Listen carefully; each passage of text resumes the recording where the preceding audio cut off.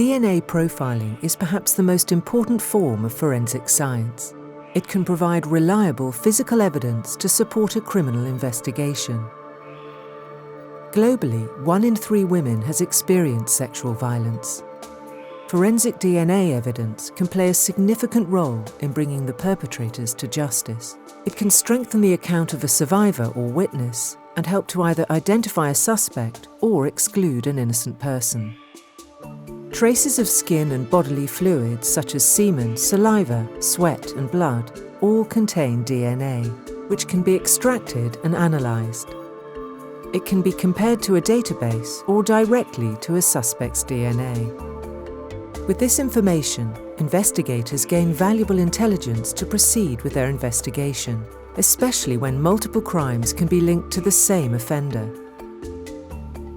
However, DNA collection is difficult in low-resource settings such as developing countries, remote geographic locations, conflict zones, and displaced communities. There are complex cultural, political, and social factors that impact on the reporting, investigation, and prosecution of sexual violence. In some instances, a full medical examination is not available or possible. Our project helps provide a solution through the development of practical and easy-to-use supervised self-administered DNA evidence kits. The kits provide 3 key improvements to current practice. 1. The self-administered vaginal swab is a simple way for the survivor to collect DNA evidence when access to a full examination is not possible or when they choose to self-examine. The kits can be supervised in a healthcare setting without requiring any specialised forensic medical training or equipment. Vaginal swabs should be done within 72 hours of the assault to increase the likelihood that viable DNA samples are collected. 2. The tubes that hold the samples allow air drying to stop the DNA degrading. The samples do not need to be refrigerated, which is useful for low-resource settings. If not air dried, the samples degrade and cannot be analysed. 3.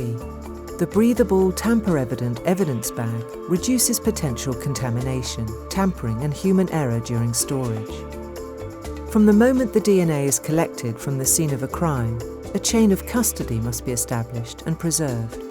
The bag can be clearly labelled and sealed, ensuring that there is a record of who has taken custody of the evidence. Without such measures, the evidence cannot be relied upon and can be challenged or even excluded in court.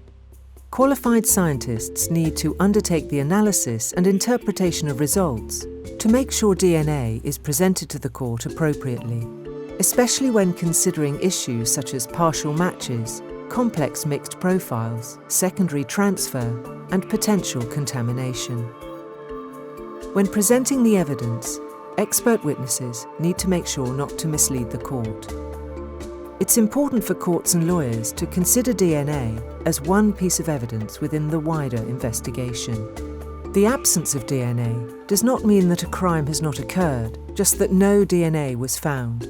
Similarly, the presence of DNA cannot prove that a person committed an offence, but can identify them as a suspect. DNA must be considered alongside all other evidence. Not only do these kits provide survivors with more control and autonomy over the process, but they also empower them in reporting sexual violence. With a breakthrough method of collecting DNA evidence in low-resource settings, we can work together to enhance access to justice for the most vulnerable members of the community.